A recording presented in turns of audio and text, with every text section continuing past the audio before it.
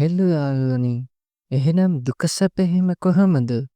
අද අපි කතා කරන්න යන්නේ අපරාධ ගණයට අයත් වන මත්ද්‍රව්‍ය පදනම් කරගත් කතාවක් වන Working on Thin Ice කතාව ගැන. මේ කතාවේ IMDb වගේ එහෙම 8.9ක් වගේ අගයක් පෙන්නනවා. ඒ වගේම තමයි මේ කතාව විකී දර්ශකයේ 9.6ක් වගේ අගයක් පෙන්නුම් කරනවා. ඉතින් අහන්න දෙයක් නෑනේ. මේක කොහොමත් හොඳ කතාවක් කියලා පේනවනේ.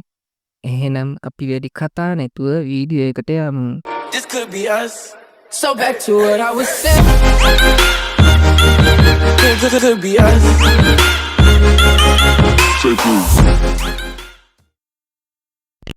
ඉතින් මිත්‍රවරුනි, කතාව පටන් ගද්දිම පේනවා මත්ද්‍රව්‍ය ජාවාරම් කරන වගේක් ඔවුන්ගේ මත්ද්‍රව්‍ය ප්‍රවාහනය කරන විදිහ දකින. ඉතින් එතකොටම මේ ප්‍රවාහනය කරන මත්ද්‍රව්‍ය බෑග් එක මේ කතාවේ පටන් ගැනීමට මුල් තැන දෙන මිනිස්සෙක් ඇවිල්ලා අරගෙන යනවා.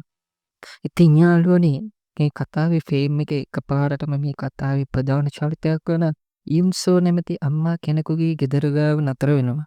කෑම මේසේ ගාවදී කරන කතා බහේදී මේ අම්මා කියනවා, ඔයාගේ තාත්තගේ බර ආය අඩු වෙන්නේ නැලම්. මෙයාව පේන්නේ ඇවිදින කෝට්ටක් වගේ. එතකොට මෙතන ඉන්න දුව කියනවා, තාත්තගේ බැංකුවේ වැඩ කරන කට්ටිය හිතයි අම්මා තාත්තාව මුළු රෑම ආහාරවන් තියන් ඉන්නවා කියලා. එතකොටම අම්මා කියනවා, ඔයාගේ තාත්තා එකපාරටම සුදු මැණිවින්න ගන්නවා කියලා. ඉතින් යාළුවනි, මේ කතාවේ ඇක්ෂන් හරියට තාම පටන් අරගෙන නැහැ. ඉතින් එකපාරටම මේ කතාවේ ෆේම් එක පොලිසිය විසින් කරන මත්ද්‍රව්‍ය වැටලීමක් වන තැනක නතර වෙනවා. ඒක බිම තියපන්, අයින් වෙලා හිටපන් බල්ලා. කොහොම හරි මේ සැකසහිත කොල්ලෝ දෙන්න පොලිසිය අයෙක්ව සටන් කරනවා. මිනිත්තු කිහිපයක ජවනිකාවකට පස්සේ එක කොල්ලෙක් දොර ගාවට ඇවිල්ලා පැනලා යන්න හදනකොටම මේ කතාවේ තවත් එක් ප්‍රධාන චරිතයක් වෙන පොලිස් කාරයෙක් ඇවිල්ලා කකුල් මාට්ටුවක් දාලා එකපාරින්ම ඇඩ්ඩෙක් වගේ මේ කොල්ලව බිම දානවා. ඉතින් මේ දෙන්නව අල්ලගත්තට පස්සේ මේ පොලිස් කාරයා අර දෙන්නගෙන් ප්‍රශ්න කරද්දී අහනවා, උඹලා දෙන්නගේ අම්මලා දන්නවද තමන්ගේ පුදු ඩ්‍රග් ලෝඩ්ස්ලා වෙන්න ඉන්නවා කියලා? උඹලට කොහෙන්ද හයියක් හොරකම් කරපු මත්ද්‍රව්‍ය එක මෙතන අහුවෙන්නේ? මේ මගුලේ කුඩු බෑග් එක කොයි? එළියට චෙක් කරලා බලහන් කියලා අනිත් පොලිස් කාරයෝ දෙන්න කියනවා. ඉතින් එතකොටම මෙතෙන් තවත් උසස් පොලිස් නිලධාරියෙක් එනවා. කලින් මුන් දෙන්නව අල්ලන්න ඇවිල්ලා තියෙන්නේ ආධුනික පොලිස් කාරයෝ දෙන්නෙක්. ඉතින් අලුතින් පාත් වුණු පොලිස් කාරයා කියනවා, උඹලා දෙන්න හැම වෙලෙම වැඩ යනා ගන්නවා. උන් හිටියේ නැත්තම් මුන් දෙන්නව පැනලා යන්න තිබ්බා. ඒක අමතක කරහන්කෝ. උඹ වෛද්‍ය විද්‍යාලයෙන් අයින් වුණොත් ලේ වලට බය හින්දානේ. සර්, සල්ලි ඔක්කොම මෙතන තියෙනවා. සර්, මුන් ගාව මත්ද්‍රව්‍ය තිබ්බේ නෑනේ කියලා කියනවා. බල්ලෝ ටික කොහෙද මත්ද්‍රව්‍ය බෑග් එක? එකපාරටම කතාවේ ෆ්‍රේම් එක යෙලෝ කාර් එකක් චේස් කරන තැනකට එනවා. ඔයාලා දන්නේ නැති නිසා කියන්නේ, මේ යෙලෝ කාර් එක පස්සෙන් පන්නන්නේ පැන්තම් කියලා හඳුන්වන ඩ්‍රග් ප්ලෑන් එකකින්. මේ ප්ලෑන් එක මේ යෙලෝ කාර් එකේ ඉන්න මිනිහා පස්සෙන් පන්නන්නේ මත්ද්‍රව්‍ය බෑග් එකක් කරුකම් කරපු නිසා. කොහොම හරි මිනිත්තු කිහිපයක ඇගේ මයිල් කෙලින් වන කාර් චේස් එකකට පස්සේ මේ යෙලෝ කාර් එකේ ඉන්න මිනිහව කොහොම හරි කොටු කරගන්නවා.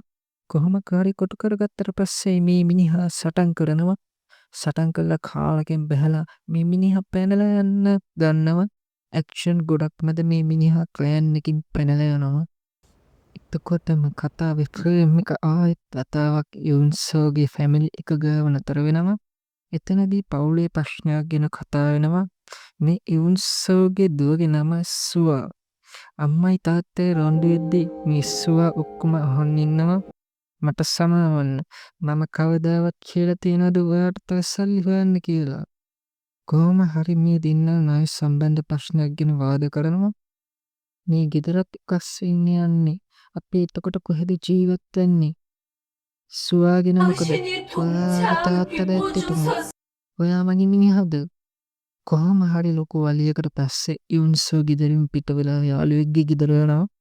යාළුවත් එක්ක මේ ප්‍රශ්න ගැන කතා කර කර ඉද්දී රෑ වෙනවා. කොහොම හරි යුන්සෝ රෑ යාළුවගේ ගෙදර නතර වෙනවා. යුන්සෝ ආයේ උදේ ගෙදර ඉද්දී ගෑස් එක උඩ කවුද මොනවද උය ඉන්නවා. යුන්සෝගේ ඇතුළට වටපිට බැලුවත් කවුල් පේන්නේ හිටියේ නෑ. ඒත් එක්කම යුන්සෝ දකිනවා තම ස්වාමියා බිම වැටිලා ඉන්නවා කියලා. කොහොම හරි ඇම්බියුලන්ස් එක්කට කතා කරලා ස්වාමියාව හොස්පිටල් එකට අරගෙන යනවා. හොස්පිටල් එකේ ඩොක්ටර් එක්ක කතා කරද්දී යුන්සෝ දැනගන්නවා තම ස්වාමියාට බ්‍රේන් ටියුමර් එකක් තියෙනවා කියලා. එතකොට ඇය දැනගන්නවා තම ස්වාමියා මේ ලෙඩේ මාස ගාණක් තිස්සේ ඇයගෙන් හංගන් ඉන්නවා කියලා. එතකොට ඩොක්ටර් කියනවා බ්‍රේන් ටියුමර් ප්‍රතිකාර හෙන ගණන් කියලා. පවුලේ ප්‍රශ්න හා මේ අලුතින් කඩාපාත් වෙච්ච ලෙඩක් නිසා යුන්සෝ ගොඩාක් මානසිකව වැටෙනවා. යුන්සෝ ඊට පස්සේ දවසක් ගියාට පස්සේ හොස්පිටල් ගෙවන්න කියලා පාර්ට් ටයිම් ජොබ් එකක් කරන්න පටන් ගන්නවා. වැඩිදුර හොයද්දි තමා තේරුනේ යුන්සෝ බ්‍රේන් ටියුමර් ප්‍රතිකාර හෙන ගණන් කියලා. ඇය ඩිස්කවුන්ට් ගැන පවා හොස්පිටල් එකෙන් අහනවා. තම ස්වාමියාගේ සහෝදරයාගෙන් පවා යුන්සෝ උදව් ඉල්ලනවා. එහෙත් ලෝභ වූ තම සහෝදරයා පොඩි ගාණක් දීලා යුන්සෝ ආයෙ හරවලා යවනවා. ඒත් එක්කම තවත් ප්‍රශ්නයක් කඩාපාත් වෙන්න ගන්නවා. ගෙදර උකසට ගන්න බැංකුවේ අය ඇවිත් ගෙදර තව ටික දවසකින් බැංකුවේ භාරයට ගන්නවා කියනවා. මේ ඔක්කොම දේවල් අස්සේ කතාවේ ෆ්‍රේම් එක ආයෙත් අර ඩ්‍රග්ස් බෑග් එකක් එක්ක පැනලා ගිය මිනිහා ගාවට වැටෙනවා. ඔබ කළුවර වූ මුසල වූ තම ගෙදර මත්ද්‍රව්‍ය පාවිච්චි කරමින් සිටියේදී කවුදෝ දොරටු තට්ටු කරනවා. මේකෙන් කලබල වුණු ඔහු මත්ද්‍රව්‍ය නැවත බෑග් එකට දාගන්නවා. එතකොටම බය වෙලා දොරට තට්ටු කළේ කවුද කියලා හොයන්න ඔහු දොර ඇරලා සෙමින් සීරුවෙන් හොරෙන් ඉබී බලනවා. එතකොට තමයි දැනගන්නේ ඒ ඇවිල්ලා තියෙන්නේ රූම් ක්ලීනින් සර්විස් එකකින් කියලා. ඊට පස්සේ ඔහු සාන්සුන් වෙලා තමන් යූස් කරපු මත්ද්‍රව්‍ය වලටත් එක්ක වැදිලා රාමේන් එකක් කන්න පටන් ගන්නවා. එතකොටම ආයෙත් කවුදෝ දොරට තට්ටු කරනවා. ඔය හිතන් ඉන්නේ ආයෙත් ආවේ රූමින් ක්ලීනින් සර්විස් එකකින් කියලා. හැබැයි ඔහු ඔවුන්ට නැවත බැන වැදිමින් ආයෙත් දොර අරිනවා. හැබැයි මේ පාර නම් ඇවිල්ලා තියෙන්නේ වෙන කෙනෙක්. ඒ වෙන කවුරුත් නෙවෙයි. මත්ද්‍රව්‍ය නාශකාංශයේ අර කලින් මත්ද්‍රව්‍ය වැටලීම් කරපු පොලිස්කාරයා. ආයෙත් මේ මිනිහා පොලිසිය එක්ක සටන් කරනවා. පොඩි සටනකින් පස්සේ මිනිහා තමන් ඉන්න තට්ටු නිවාසයේ ගෙදර ජනලෙන් පනින්න උත්සාහ ගන්නවා. හැබැයි ඒකට නම් පොලිසිය බය වෙලා හිටියේ නෑ. මොකද උන් හිටියේ තට්ටු දෙකක් උඩ තට්ටු එක නිසා. මොකද එතකොට ජනලෙන් පනින්න බැරි නිසා. ඒත් මේ මිනිහා එච්චර උස තැනකින් පනිනවා. පාරට පැන්නත් පාරේ සිවිල් කිට් එකකින් ඉන්න පොලිසිය ඔහු පස්සෙන් පන්නනවා. කොහොම හරි ලොකු සීන් එකක් කළා මේ මිනිහා පොලිසියෙන් පැනලා යනවා. කොහොම හරි මේ වතාවේ නම් අහම්බෙන් මේ මිනිහා පැනලා ගිහින් හැංගෙන්නේ වෙන කොහෙවත් නෙවෙයි. ඒ තමයි ගොඩක් ප්‍රශ්න ගොඩක ඉන්න අපේ යුන්සෝගේ ගෙදර. එතකොටම පොලිසිය ඇවිත් යුන්සෝගේ ගෙදරට ඇවිත් කතා කරනවා. මේ මුකුත් නොදන්න යුන්සෝගෙන් පොලිසිය සැක කටයුතු පුද්ගලයෙක් දැක්කද අහනකොට යුන්සෝ කවුරුත් නම් මේ පැත්තට ආවේ නෑ කියනවා. මේ කතා කරන වෙලාවෙන් ප්‍රයෝජනයට ගත්ත අර මිනිහා මූණ වහගෙන ජැකට් එකක් දාගෙන ආයෙත් පොලිසියෙන් පැනලා යනවා. පොලිසිය ප්‍රදේශයේම වටලලා සෙවීම කරත් මේ කපටි මත්ද්‍රව්‍යකාරයා එතනින් පැනලා යනවා. ඒත් එක්කම තමන් පොලිසියෙන් බේරුණායේ හිතන් ඉන්න මේ මිනිහව අර අපි කලින් කතා කරපු පොලිස්කාරයාගේ ඇහැ ගැටෙනවා. එතකොටම පොලිසියෙන් ආයෙත් අර මිනිහා පස්සෙන් පන්නනවා. කොහොම හරි මේ මිනිහා නාගරික ගෙවල් ගාවින් වහලවල් උඩින් පැන පොලිසියෙන් ගැලවෙන්න try කරනවා. කොහොම කරත් පොලිසිය ගොඩක් තදින් ඔහු පස්සෙන් පන්නනවා. හැබැයි ඉතින් පොලිසිය මුව කොහොම හරි පරණ ගෙදරක ස්ලැබ් එකක් උඩට කොටු කරගන්නවා. හතර වටෙන්ම කොටු වෙච්ච මේ මිනිහා එකපාරටම පැනික් වෙලා එතනින් පනින්න හදනකොටම එතන තිබ්බ වයර් එකකට පැටලිලා අඩි ගාණක් පහළ බිමට ඇදගෙන වැටෙනවා. එතකොටම පොලිස් නිලධාරීන් පල්ලෙහාට ඇවිත් බලනකොට දකිනවා ඔහු මිය ගිහින් කිහිලා. ඔන්න ඉතින් දැන් තමයි යාළුවනේ හරියටම කතාව පටන් ගන්න. මෙච්චර වෙලා අපි කතා කරේ මේ කතාවේ මුල් සංක්ෂිප්තය. හැබැයි දැන් නම් කතාව තනිකර අනිත් පැත්තට හැරෙනවා. ඉතින් කතාවේ ෆ්‍රේම් එක ආයෙත් නතර වෙන්නේ ගෙදර ගබඩාවක බඩු අස් කරන යුන්සෝ ගාව.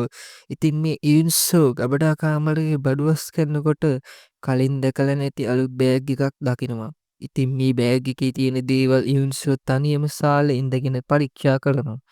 කවදාවත් දැකලා නැති මේ පෙපර්මින්ට් එකක් වගේ ඇති දේ මොකද්ද කියලා ඉන්සෝ කල්පනා කරනවා. ඒත් එක්කම ටීවී එකේ නිවුස් එකක යන තම ප්‍රදේශයේ වෙච්ච මද්ද්‍රව්‍ය වැටලීමකින් පුද්ගලයෙකු මරුට යන නිවුස් එක ඉන්සෝ දකිනවා. මේක දැකලා පුදුම සහ කලබල වෙච්ච ඉන්සෝ මේක ගැන දහතේ කල්පනා කරන්න පටන් ගන්නවා. ඒත් එක්කම පොලිසියට කෝල් කරන්න හදන එකපාරට මේ කතාවේ කරන ප්‍රධානතම සහ පළමුව තම ජීවිතේ විනාශ කිරීමට ස්ටාර්ට් එක දෙන තීරණයක් ගන්න පෙළඹෙනවා. මේවායේ වටිනාකම ගැන හිතට ගත් යුන්සෝ එකපාරට මේක පොලිසියට නොකේ ඉන්න තීරණය කරනවා. ඉතින් මේ කතාවේ ෆේම් එක ආයෙත් පාරක් නයිට් හොටල් එකක ජොබ් එකකට ඉල්ලුම් කරන යුන්සෝ ගාව නතර වෙනවා. කොහොම හරි යුන්සෝ හොටල් එකේ ක්ලීන් සර්විස් චෙක් කරන ජොබ් එකකට යනවා. ඒත් එක්කම කතාවේ ෆේම් එක ආයෙත් නැතිවෙච්ච ඩ්‍රග් බෑග් එක තාම හොයාගත්තේ නැත්තේ ඇයි අහන පොලිස් නිලධාරියෙකුගේ රූම් එක ගාව නතර වෙනවා. කොහොම හරි දවස් දෙක තුනකින් නැතිවෙච්ච වෝන් 500 මිලියන් විතර වටින මේ බෑග් එක හොයන්න කියලා මෙහෙයුම්බාර පොලිස් නිලධාරියාව ප්‍රෙෂර් කරනවා. ඉතින් කතාවේ ෆේම් එක නැවත ඉන්සෝගේ දියුණු සුවාගේ ආර්ට් ටීචර් සමග පාසලේ කරන සංවාදයකට වැටෙනවා. එතනදී සුවාගේ ටීචර් කියනවා සුවා ණය ප්‍රශ්න නිසා පාසලෙන් අයින් වෙන්න හදනවා කියලා. මේක අහලා ඉන්සෝ ගොඩාක් කලබල වෙනවා. ඉතින් ඊට පස්සේ රෑ හොටල් එකේ වැඩ කරනකොට ඉන්සෝ කාමරයක පුටුවක් අස්සේ තියෙන කුණු වගයක් අයින් කරනවා. එතකොටම කළු ජැකට් එකක් ඇඳගත්ත මුහුණ නොපෙනෙන පුද්ගලයෙක් ෆෝන් කෝල් එකකින් යම් කතා බහක නිරත වෙනවා. මේ කතාව ඩ්‍රග් සම්බන්ධ දෙයක් කියලා පේනවා. ඉන්සෝ මේ කතාව අහගෙන ඉන්නවා. එතකොටම කෝල් එකේ අනිත් පැත්තේ ඉන්නේ වෙන කවුරුත් නෙවෙයි. කලින් ඩ්‍රග් බෑග් එක නැති කරගත්ත පැන්ටම් ක්ලෑන් එකේ අර මිනිස්සයා. මේ නාදුනන පුද්ගලයාගේ කෝල් එකෙන් අහනවා මගේ ඩ්‍රග් ටික කොයි කස්ටමර්ස්ලා බලන් ඉන්නවා. මම කලින්ම සල්ලි ගෙව්වානේ. කොයි බන් සැපෙවුම කියලා අහනවා. එතකොට කෝල් එකේ ඉන්න පැන්ටම් ක්ලෑන් එකේ ඉන්න මිනිහා කියනවා මට පොඩි ප්‍රශ්නයක් වුණා. තව ටික දවසකින් ආයෙමත් සැපෙවුම ලබා දෙන්නම් කියලා. ඉතින් හැපි හැමෝම දන්නවනේ මුට ඩ්‍රග් බෑග් එක විකුණ ගන්න බැරි වෙලා ඉන්නේ ඩ්‍රග් බෑග් එක උස්සලා නිසා කියලා. ඉතින් එතකොටම කෝල් එක කට් වෙනවා. එකපාරටම එතෙන්ද ලස්සන කෙල්ලෙක් ඇවිල්ලා සල්ලි දීලා මේ නාදුනන මුහුණ නොපෙනෙන මේ පුද්ගලයාගෙන් ඩ්‍රග් වගයක් මිලදී ගන්නවා. මේ ඔක්කොම පුටුව ඉස්සේ ඉඳලා අහන් හිටපු ඉන්සෝට ඇහෙනවා මේ නාදුනන පුද්ගලයාගේ නම ජේම්ස් කියලා. පස්සේ ඔහු එතනින් ගියාට පස්සේ සිකියුරිටි ගාඩ් කෙනෙක්ගෙන් අහනවා මේ ජේම්ස් කියන්නේ කවුද කියලා. ඉන්සෝ මේ කතාව සිකියුරිටි ගාඩ්ගෙන් අහන්නේ ජේම්ස්ගේ බඩුවක් කාමරයක අමතක වෙලා දාලා ගිහිල්ලා කියන මුවාවි. ඉතින් කොහොම හරි ඉන්සෝ මේ ජේම්ස්ව පාටියේ මැද නටනට ඉන්නවා දකිනවා. ඉතින් එතකොටම කතාවේ සේම් එක ආයෙත් ඉන්සෝ තම ස්වාමියාව බලන්න හොස්පිටල් එකකට යන තැන වැටෙනවා. එතකොට දකිනවා තම ස්වාමියා ඇඳේ නැති බව. එතකොට ඉන්සෝට ඇහෙනවා හොස්පිටල් එකේ සිකියුරිටි ගාඩ්ස්ලා හොස්පිටල් එකේ උඩම තට්ටුවට දුවගෙන යනවා. ඇයි ඒත් එක්කම බය වෙලා හොස්පිටල් එකේ උඩ තට්ටුවට දුවගෙන යනවා. එතකොට ඇය දකිනවා තම ස්වාමියා හොස්පිටල් එකේ යත්තේ සියදිවි නසා ගන්න ඉඳගෙන ඉන්නවා කියලා. ඉතින් ඔහු කියනවා සුවාටයි ඔයාට නැතුව හොඳින් නිදහසේ ජීවත් වෙන්න පුළුවන් කියලා. ඒක කියලා කොහොම හරි මොහු එතනින් පනිනවා. ඒත් සිකියුරිටි ගාඩ්ස් සහ ඉන්සෝ එකතු වෙලා පනින්න යන මොහුව වැටෙන්න නොදී අල්ලගෙන බේර ගන්නවා. ඉතින් මේ ඇස්සේ ඉන්සෝ ඩ්‍රග් බෑග් එක දිහා බලාගෙන තීරණයක් ගන්නවා. හොටල් එකේදී අර දැක්ක ජේම්ස්ට මේව විකුණනවා කියලා ඇය හිතා ගන්නවා. ඊට පස්සේ දවසේ රෑ ඉන්සෝ මේ ජේම්ස් බාට්රූම් එකේදී අල්ලගන්නවා. එහිදී ඇය කියනවා මට ඔයා එක්ක කරන්න පොඩි වැඩක් තියෙනවා කියලා. එතකොට ජේම්ස් කියනවා ක්ලීනින් කරන කෙනෙක් එක්ක මට ඇති වැඩේ මොකද්ද කියලා. ඉන්සෝ එතකොට තමන්ගේ ඇදමස්ස හංගගෙන ආපු ඩග් බෑග්ස් එකක් එළියට ගන්න දඟලනවා. ඒත් මෙතන ඉන්න ජේම්ස් එක දකින්නේ ඇය ඇඳුම් ගලවන්න යනවා කියලා. ඔහු කියනවා මේ ඩිවයිස් ඉන්න ගණිකාවන්ට පවා අද කාලේ ඉන්න තරුණයන් කැමතියි කියලා. ඒක අහපු ඉන්සෝ පිදුම වෙලා වගේ ජේම්ස් දිහා බලනවා. වැරදියට තීරුම් ගත්ත ජේම්ස් ඇයව බදා ගන්න try කරනවා. ඒත් එක්කම යුන්සෝ ජේම්ස්ට අතින් මූණට ප්‍රහාරයක් එල්ල කරනවා. මේන් කෙපුණ මේ ජේම්ස් ඇයගේ කොන්්ඩෙන් අල්ලගෙන බිත්තියට තල්ලු කරනවා. බිත්තිය වැඩී බිම වැටුණු යුන්සෝට අතොස්සල ගහන්න යද්දිම තවත් නාදුනන පුද්ගලයෙක් බාට්ටූම් එකට එනවා. ඉතින් මේ ආවේ වෙන කවුරුත් නෙවී ස්වාගේ ටීචර්. මේ ටීචර් මැරයෙක් වගේ ඇඳගෙන තමයි ඉන්නේ. ඔහු තමයි අර පෝන් කෝල්ල එකේ හිටපු ජේම්ස්. මෙච්චර වෙලා යුන්සෝ හිතන් හිටියේ ජේම්ස් කියන්නේ අලුත් එක්කෙනා කියලා. ඒත් එක්කම මේ අලුත් ජේම්ස් අර තරණ ව්‍යාජ ජේම්ස්ට කියනවා ගුටි කන්න නැතුව මෙතනින් ඵලයන් කියලා. ඒකට බය වෙච්ච අර මිනිහා රණ්ඩුව නතර කරලා එතනින් එළියට යනවා. ඉතින් යුන්සෝ මේ ටීචර් එක්ක කතා කරන්නේ මොනවා අහගෙන ලැජ්ජාවෙන්. එතකොට මේ ජේම්ස් කියනවා මේ පහර දීම වාර්තා කරන්න පුළුවන් ඔයාට ඕනේ නම් කියනවා. යුන්සෝ කියනවා නෑ ඕනේ නෑ තෑන්ක්ස් මාව බේරගත්තට කියලා. එතකොටම ජේම්ස් කියනවා ඔයාගේ හිත වෙනස් කරගත්තොත් ඔයා මට කෝල් එකක් දෙන්න කියලා. ඔහුගේ බිස්නස් කාඩ් එක එතන තියලා යනවා. බිස්නස් කාඩ් එක ඔහු එතනින් ගියාට පස්සේ කියවද්දි තමයි දැනගන්නේ මිස් ස්වාගේ ටීචර් තමයි ඇත්ත ජේම්ස් කියලා.